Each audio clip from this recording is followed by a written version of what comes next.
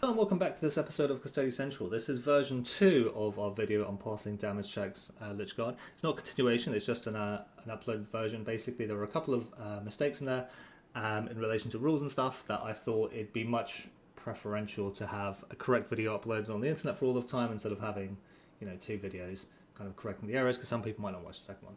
So anyway, why is passing damage checks important? And it's because there are some units in the game of which Lychguard are like the primary examples that I can think of, where they regenerate a lot of wounds. Now, Custodians can bring back one model, but it's limited to one model per unit over the course of the game. But some units, they just bring back a lot of models. And as a result, they get too much value if you keep doing chip damage to them that they then regen, because they end up wearing your army down over the course of the game, but they're not taking any real damage. So effectively, there's a threshold under which if you don't do that much damage, it's like you did no damage to them because they regen it all. So Lychguard are in here, Necron Warrior Bricks are in there, Chaos Occultists are in there, and in the same way but differently, GSE are in there because their units just keep coming back. They just keep getting infinite value. It's very hard to balance for the game. So anyway, let's have a look at what our typical Lychguard unit looks like. They're going to have a unit of 10 Lychguard. They're going to be T5, 2 wounds with a 3-up save, and the normal loadout that they'll take is a 4+ invul to have less damaging weapons. You will occasionally see them with the more damaging weapons, but then they typically take Oricon as a leader to give them the 4+ invul save. But this is kind of getting into more niche kind of loadouts for Lychguard. They'll also have a Technomancer. This guy is very key. His T4, 4 wounds, 4-up save, and he's granting a 5+ feel no pain to the entire unit while he's leading the unit. So this is going to absolutely destroy your efficiency in killing 2 wind models, trying to get through this 5+ feel no pain. They're also going to have the 2 Cryptic Rolls. They're T4, 2 wounds, 3+ save, and a 4+ invul. I mean, not a 4+ feel no pain. This 4+ feel no pain is extremely swingy. So it can take you, like, you might get lucky and you get 2 failed saves through on the Cryptic Rolls. They fail all their feel no pains and they die. Or it might take up to 8 because they just start rolling well on the 4+. It's very tilting when that happens. But you can't really do anything about it. You just have to plan for that to potentially happen in your games when you're doing combat math. When you're trying to plan your turns ahead. And then you're going to have your Lord or Overlord. They're going to have the Resurrection Orb to allow them to reanimate in your command phase in addition to their command phase. This is pretty big. And then they either will get free strats or the ability to do stratagems even though they're battle shocked. Now, the stratagem that the Necrons players is going to use is Undying Legions. This is going to let them reanimate D3+1 wounds if character-led, which they will be. And if they've built this Lychguard brick, they're almost certainly going to have a reanimator in the background within 12 inches that lets them heal an additional D3 wounds per reanimation protocol. So now you're looking at 2D3+1 wounds every time they reanimate. That's 5 wounds. And if you think they're going to do it at the end of the fight phase, for example, and then they're going to do it in the next command phase, that's 10 wounds that's coming back. It's effectively 5 whole models that come back. So 5 models is kind of the threshold for are you doing permanent damage to the unit, because if you're doing less than 5, it's like you're doing nothing. So let's have a quick look at shooting first of all. If you have shooting, if you have a Caladius, try and get the reanimator. It's probably going to be hard to get the reanimator, but if you can, this should be a very high target priority for you. Spear shooting or Allarus shooting at Lychguard, I think is pretty inefficient because they're T5 and we're strength 4 and they are -1 to wounds. We're wounding them on 6s. Like, even if you re-roll everything, like, yes, that's cool, but typically, if you can find better things to shoot at, I think I would shoot at better things. If you do decide to shoot them, just keep in mind this can make your charges more awkward or more difficult. And they might reanimate in a way that you don't want, where they like now force you to go off the objective or something, or that you don't control the objective. Or they could reanimate onto the objective, so now you don't have the full rerolls where you want them. So think carefully before shooting at Lychguard. But if you do shoot at Lychguard, it's quite likely that they will want to top up their wound count and reanimate in the shooting phase after you've done your shots. So this is a good way, if you want, to force them to use the stratagem so that you can use your Reign of Confusion with the Calidus if you have one. And the Calidus here in this matchup is very big because they will be reanimating a lot if they've gone for the build type that has Lychguard in it. They'll be using this multiple times per battle round. So this is a great way to start getting that value early. So let's look at unsaved wounds needed. And I think this is the better way of doing this because there's so many ways that you can attack your attack profiles, blah, blah, blah. I think the easiest way to do this is simplify it. So we just look at the typical damage profile that we're hitting them with, which is strength 7, AP 2, damage 2. And I did a lot of kind of manual simulations for how many failed saves you need to get through, the 5+ Feel No Pain on 10 Lychguard. And I think it's around 18. That doesn't always clear it. That tends to give you a number between 8 to 10 Lychguard that die. If you get up to 20 failed saves, it becomes more reliable, but it's still not, it'll never be 100% just because of math. But 20 is getting up to like 70-80% of the time you're going to kill them all. But 18 is around the average. In terms of killing the Crypto Thralls, I found it to be around like 4.2, but the thing is that 4.2 as an average, and not that it's a mathematical proven average, it's just what I found in my sample, right? It can be closer to 5, right? Because it's just about weighting and averages, right? The fact, it's like, do I want to tell you the median number or the mean in terms of statistical average? So I think you should work on about 4. And if you get, you can go a lot higher than this. Unfortunately, it's just variance. So let's look at how much damage a unit of, let's say, 6 Wardens and a Shield Captain would do to a Lychguard brick. What I'm trying to do is give you some ballpark figures for damage for your various units. Like, yes, you could have slightly different loadouts, you could have different enhancements, blah blah blah. But you want to have like a ballpark idea of how much damage will this kind of unit do to a unit of Lychguard, and is it enough, basically? So with 6 Wardens and a Shield Captain, you're looking at 37 attacks. You're going to get 37 hits with the Exploding Sixes. Assuming you're going to do Exploding and Lethal together, it's going to give you 21 wounds. You need 4 unsaved, let's say, to kill 2 Crypto Thralls with a 5-up Feel No Pain. So that means you're wasting 6 wounds, because to get 4 unsaved, and they're saving on the 5+, take 6 of them out. So you're left with 15 wounds. Half of them will go through on the 4+ Invulnerable. This is one of the errors that I spotted from the previous video, which is why I uploaded it also. 7.5 unsaved. It's typically going to kill in the region of around like 4 Lychguard on top. So now you've killed 2 Crypto Thralls and 4 Lychguard, but remember, after they reanimate, they'll reanimate twice, because they'll reanimate after your combat phase, and in the command phase, that's like 10 wounds that come back, that's 5 models. The net result is as if you killed 1 model. Now, their damage to you isn't massive, but it's not nothing. So if you leave a unit of Lychguard in with a unit of 6 Wardens and a Shield Captain, they will grind you down. You may or may not hold the point, depending on where all the models are in relation to the objective, blah, blah, blah. They might have a command barge somewhere. But they will basically grind you down in this perpetual combat, and you won't win if you leave them like this. So let's have a look at what happens if we do 5 Guardians with a Shield Captain. Here we're assuming everybody has a spear, just to make math easier. I know, like, in reality, most people will be running at least 1 Vex with a shield and a Misericordia. This is going to reduce your combat output a bit. But we're just trying to keep stuff simple and in ballpark kind of areas, right? So here, we've got 32 attacks with the Exploding Sixes. Here, let's assume that we're doing Exploding and Lethals.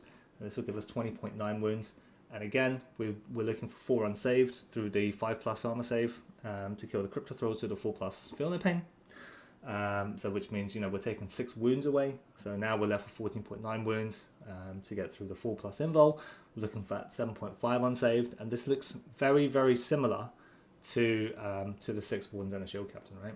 It's typically going to kill 2 Crypto Thralls and 4 Lychguard. And again, after the reanimate, it's almost as if you killed just 1 model, right? So again, this isn't going to do this. This is assuming you reroll ones. So let's have a look with 5 Guardians, with Spears, with Shield Captain, rerolling everything.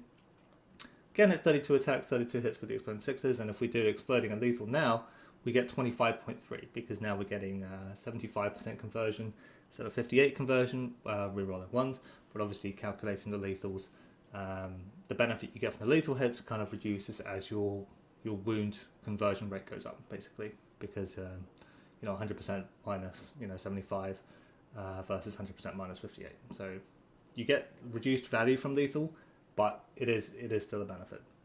So again, we're going to need 4 Unsaved to kill the Crypto Thralls through the Field Node Bane. So we're basically taking 6 wounds off from 25.3. That's why we're left with 19.3.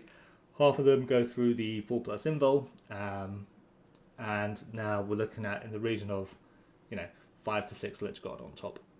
Because remember, the kind of threshold we want to look at is kind of 1.8 to 2 Unsaved per Lychguard kill.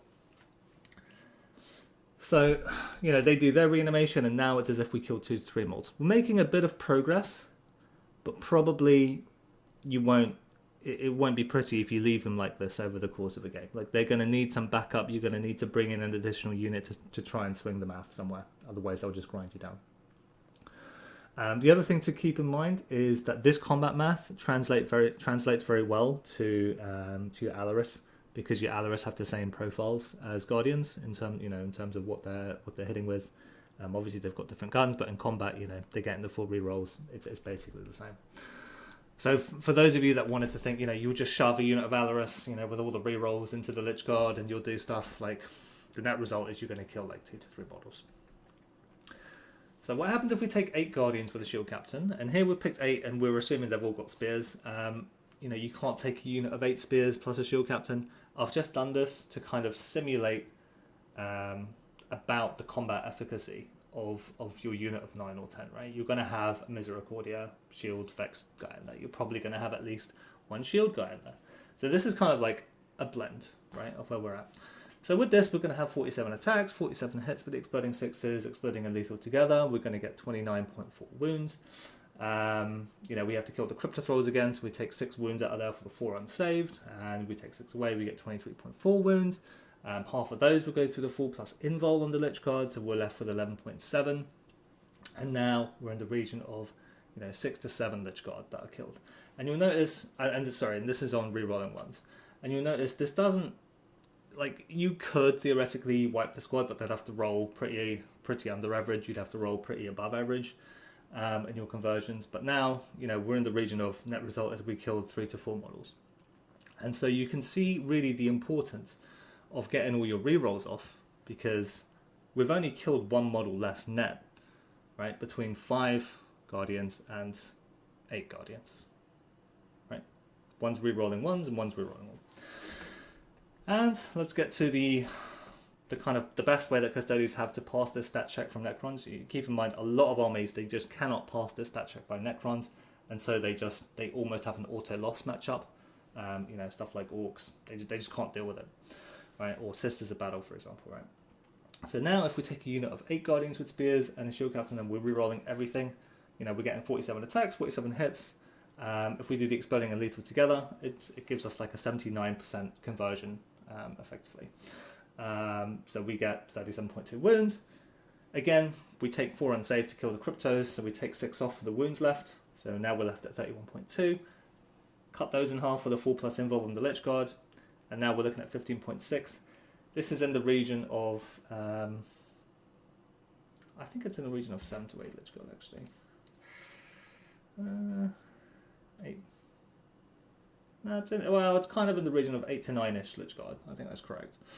On top of the 2 Crypto Thralls. Now, this means that you probably just don't kill the Lychguard, and they will reanimate. But the net result here is you kill 5 to 6 models. And what this does is, this is kind of enough that if they don't pull out of combat and they stay in combat, you can probably clean them up. Obviously, your damage output is going to be reduced by the amount that they swing back into you, etc. Or they might have even swung first if you didn't pop fight first. But you will eventually win this combat. And this is basically just a very, very rough illustration to show that if you don't have a unit, a brick of 9 or 10 Guardians, it's going to be very, very, very awkward for you to chew through a unit of Lychguard. Like, yes, you might be able to get a multi-charge in or 2 units engaged, but very often, they'll be able to pull casualties in a way that you can't activate 2, or that you don't get all your models' attacks in, or something. It's just going to be a pain. It's by far simpler if, when you do list construction, to just shove in at least 1 unit of 9 to 10 Guardians. If only just to deal with these Necron stat checks. It'll also help you with with the CSM matchup if they've gone for a Cursed Cultist. They are also very, very annoying to chew through because they also regen in their command phase and your command phase. They're a bit different because instead of the regenning, it's like they have a ton of ablative wounds, which also have, of which some also have Feel No Pain, but their damage dealers are real damage dealers. You can mitigate some of this with your strats and stuff for a while, but it eats a lot of your CP. Their damage, if you run out of CP, is very big. They will, like, that unit of a Cursed Cultist will just kill a knight one turn. Not that much of a problem either. They'll have to use some strats, but like it's different anyway. So my point is, you want to, like, from my perspective, you want to build in at least one large brick of Guardians in your army to deal with these kind of stat checky questions, because if you don't have answers to this, it makes your game significantly more difficult. And I don't think it's that much of an ask to put in a unit of 9 or 10 Guardians. I kind of find this out when I was running triple Wardens for a bit to see, how good does this do, how many problems does it have. Like, I think maybe triple Wardens can deal with Necrons. I think it makes the matchup significantly harder versus having a brick that can just be like, boom, I got my charge in, I'm going to kill you over 2 turns, or you have to pull out and run away, and this is my objective for 2 turns. Something like that. Anyway, so let's have a look at strategies to allocate attacks better. So I had an error in my previous video. I was talking about slow rolling and kind of weaving in.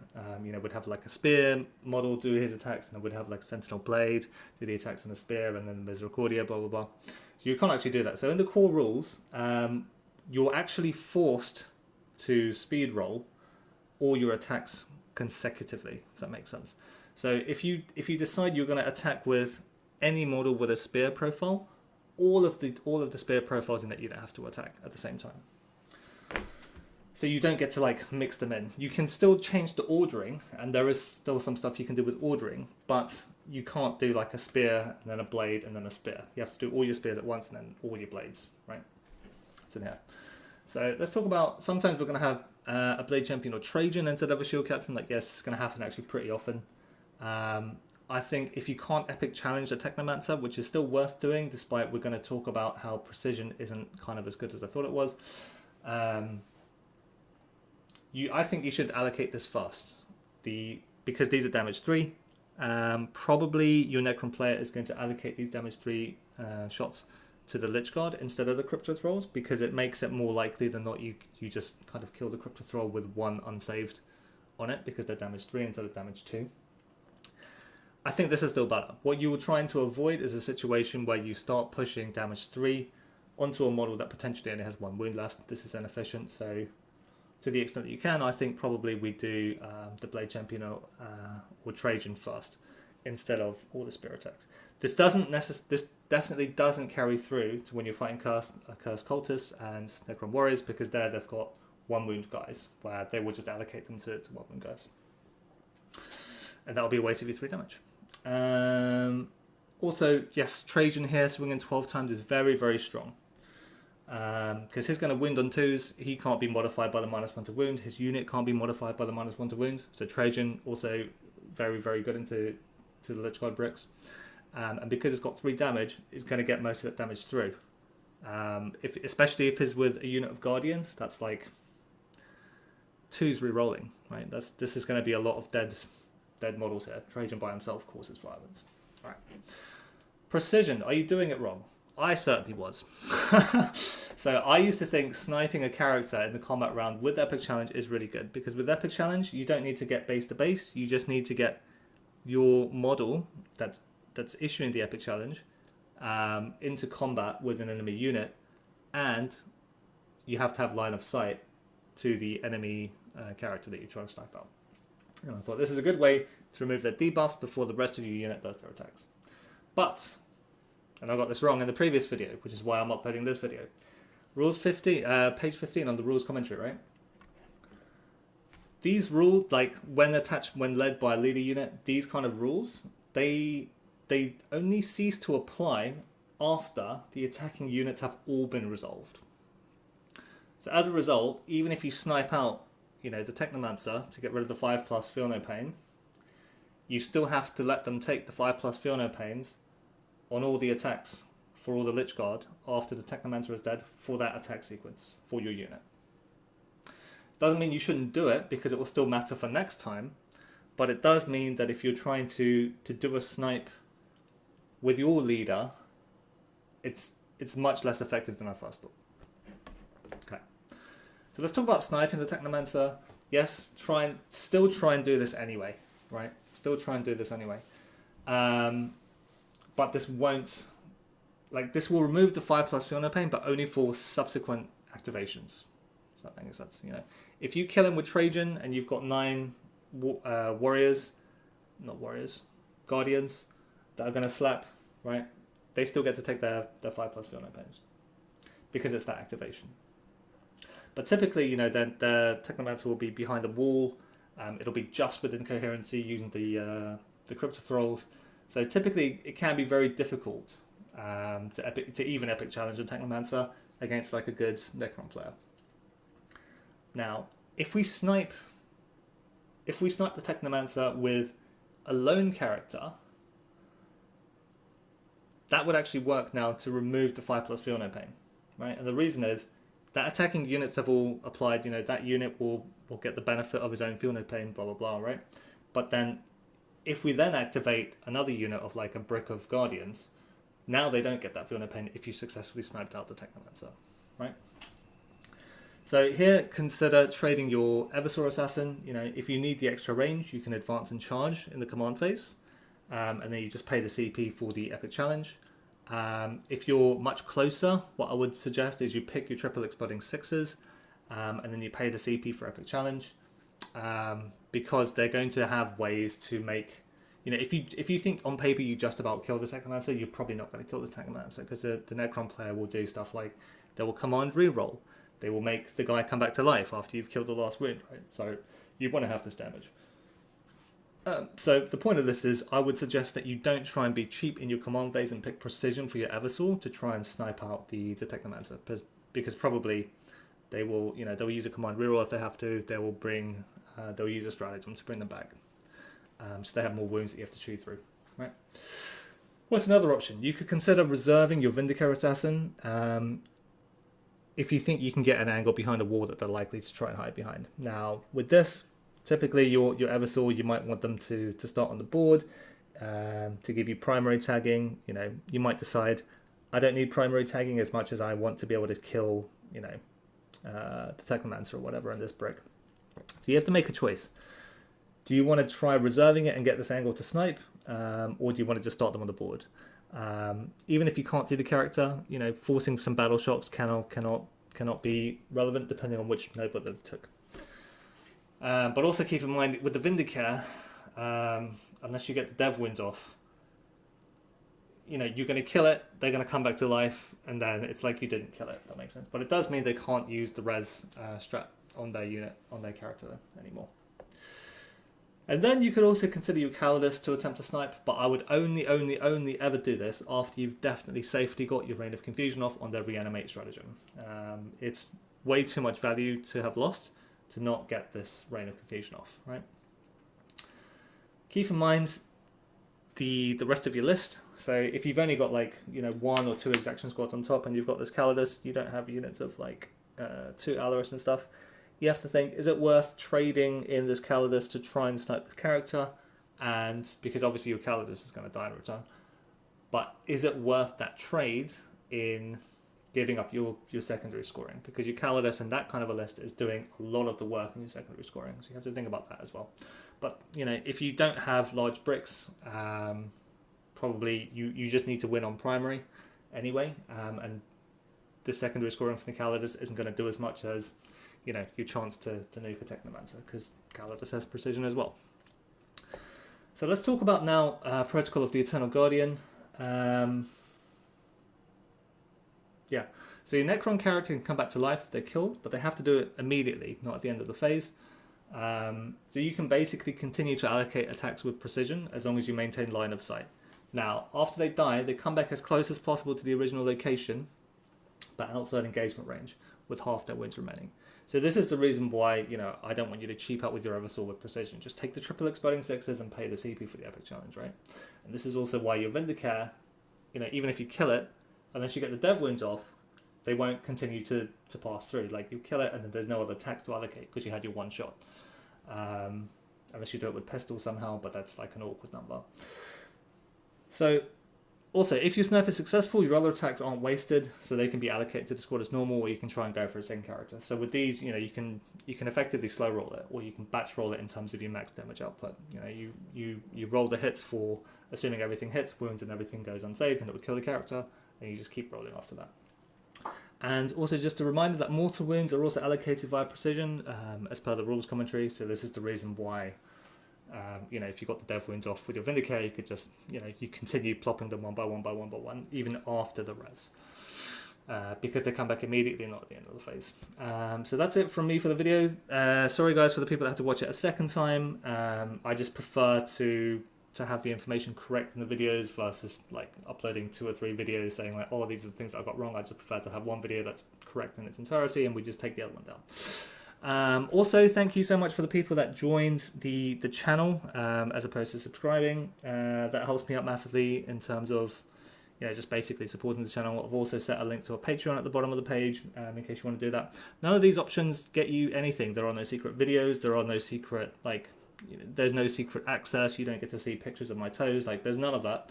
It's literally free money to me because you think you like my content and you want to encourage me to make more of it instead of doing other stuff with my spare time. Anyway, I'll also set a link up to the Canhammer Discord below.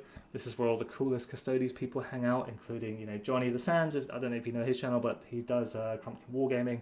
WTC Norway player for Custodes is also very good. This is basically where all the best Custodes people hang out on the internet. Matter of opinion, but I strongly believe it. And what else is there? Please don't forget to like, comment, subscribe, and turn on your notifications, and we will see you guys next time.